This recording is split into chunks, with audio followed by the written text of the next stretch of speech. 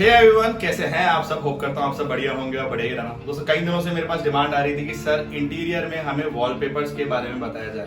तो देखिए आज मैं एक प्रैक्टिकली साइट पे ही आपको बताने वाला हूँ कि वॉलपेपर्स कैसे लगते हैं, उनके एप्लीकेशन के लिए हमको पीछे बॉन्ड क्या यूज करना पड़ता है, और इसके अलावा वॉलपेपर की मैचिंग के लिए हमको कटिंग कैसे करानी पड़ती है, और प्रैक्टिकल एप्लीकेशन के टाइम पे हमको पीछे सरफेस में क्या ध्यान देना होता है। तो चलिए एक एक वीडियो को एक एक टॉपिक को डिटेल में कवर करते हैं।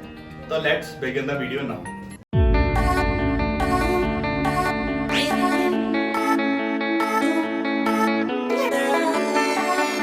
तो देखिए दोस्तों कुछ इस तरीके का वॉलपेपर होता है।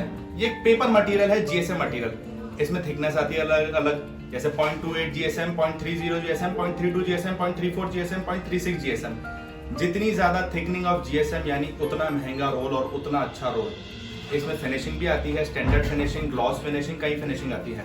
हम किस कैटेगरी का चूज करते हैं इन पे डिपेंड करता है। जितनी बेटर कैटेगरी हम चूज करेंगे उतना महंगा हमारा रोल पड़ेगा। अदर देन दिस हमें किस चीज का ध्यान देना होता है, एक पास में वीडियो चल रहा होगा, आप इसमें देखें कि इसको लगाने के लिए हमको इसके बैक साइड में हमको CM पाउडर और उसके अलावा हमें बॉन्ड यूज करना पड़ता है। ये क्या करता है, ये पानी के साथ थिकनिंग बनाता है, एक पेस्ट बनाता है। इसको यूज करने के लिए हमको जनरली जो बॉन्ड होता है उसको बनाने के लिए किसी एक्सपर्ट की जरूरत पड़ती है। अगर इसको एक लिमिट से ज्यादा यूज कर लिया तो ये पेपर गल जाएगा, और लिमिट से कम यूज किया तो ये पेपर चिपकेगा नहीं वॉल पे ढंग से। तो इन चीजों का ध्यान देने के लिए अब मैं आपको एक एक प्रोसीजर स्टेप बाय स्टेप समझाता रहूंगा। चलिए वीडियो कंटिन्यू करते हैं।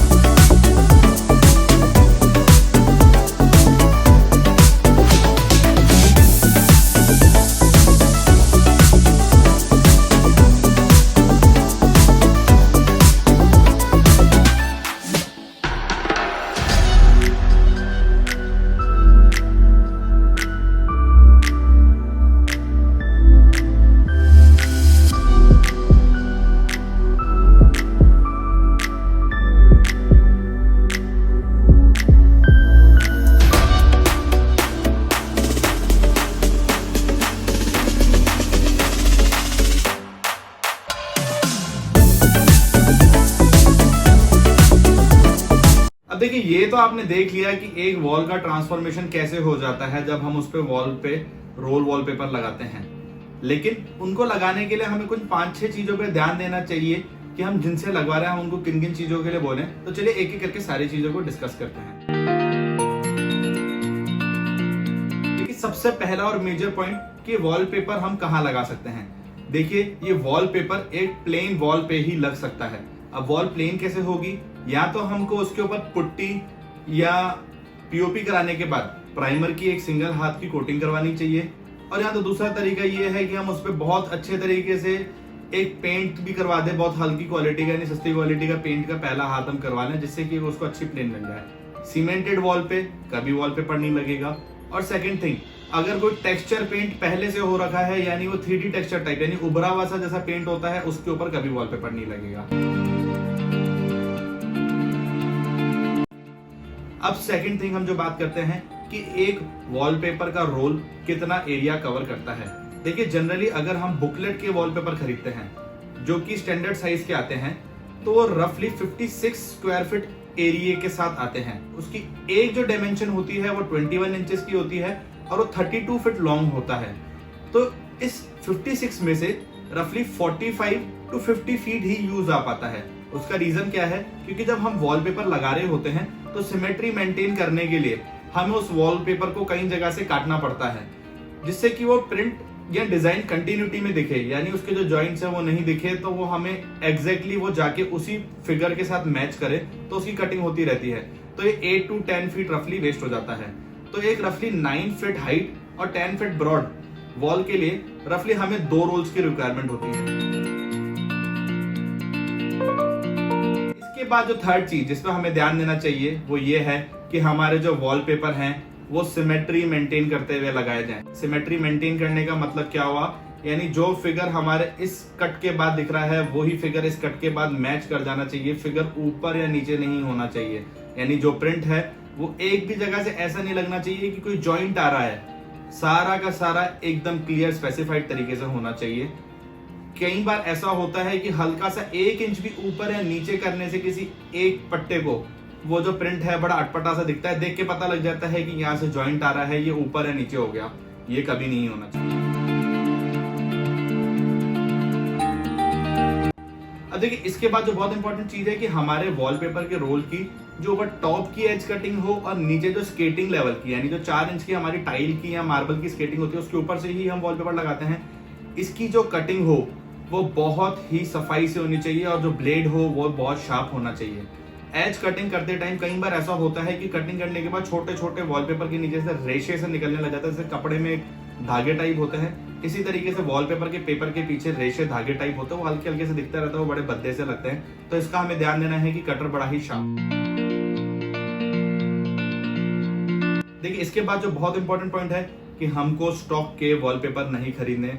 और दूसरी चीज, कई बार लोग ये गलती करते हैं कि ऑनलाइन वॉलपेपर मंगा देते हैं। देखिए ऑनलाइन वॉलपेपर अच्छा आए या नहीं आए इसकी कोई गारंटी नहीं है। सेकंड थिंग, वो स्टॉक का है या नहीं है आप ये नहीं पता लगा सकते, क्योंकि स्टॉक के वॉलपेपर के साथ सबसे बड़ी दिक्कत यही होती है कि उसकी सिमेट्री मेंटेन नहीं होती, यानी एक अगर इस तरीके से आया तो दूसरा ऐसे आके लग रहा है, लगने यूं ही चाहिए।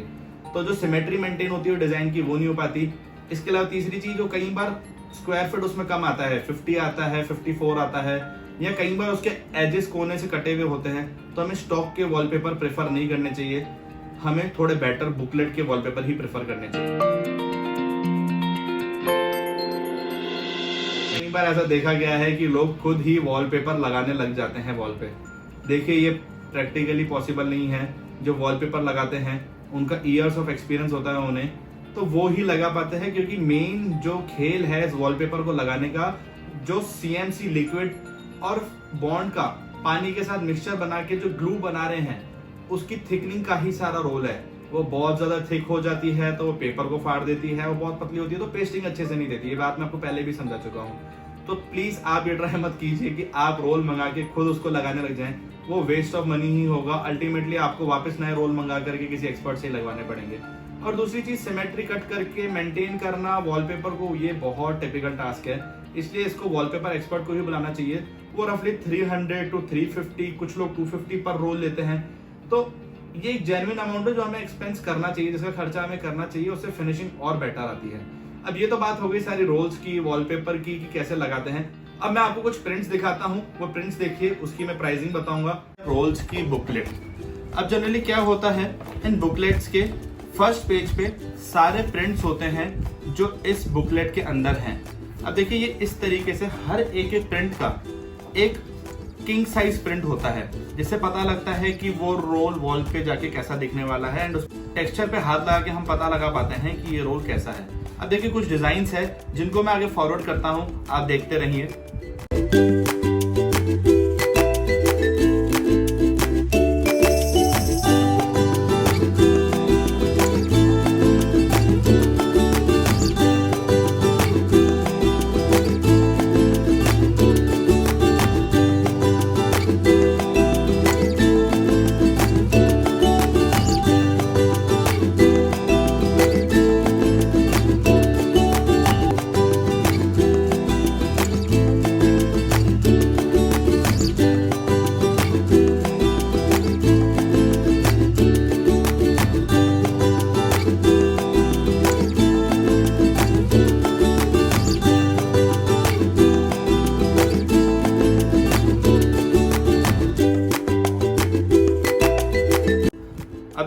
तो बात हो गई प्रिंट्स की।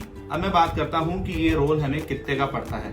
देखिए जनरली जो मार्केट में बुक्स अवेलेबल होती हैं वो 1300 टू 2500 की रेंज की होती हैं। जैसे ये जो बुकलेट है ये रफली 1600 पर रोल की है, 1600 परचेजिंग का एंड 300 पेस्टिंग का, तो रफली 1900 का पर रोल है।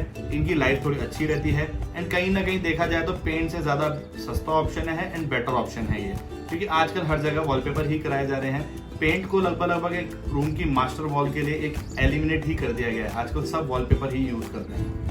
होप करता हूँ आपको वीडियो अच्छा लगा होगा। वीडियो अच्छा लगा हो तो प्लीज इस वीडियो को लाइक कीजिएगा। चैनल पे नए हैं तो चैनल को सब्सक्राइब कीजिए, जिससे फ्यूचर में कंस्ट्रक्शन और इंटीरियर डिजाइनिंग से रिलेटेड जो भी मैं वीडियो डालूं वो आपकी स्क्रीन पे अपने आप पॉपअप हो जाए। एंड हाँ, कमेंट सेक्शन में ये जरूर मेंशन कीजिएगा कि आपको फ्यूचर में मेरे से किन टॉपिक्स पे वीडियो चाहिए।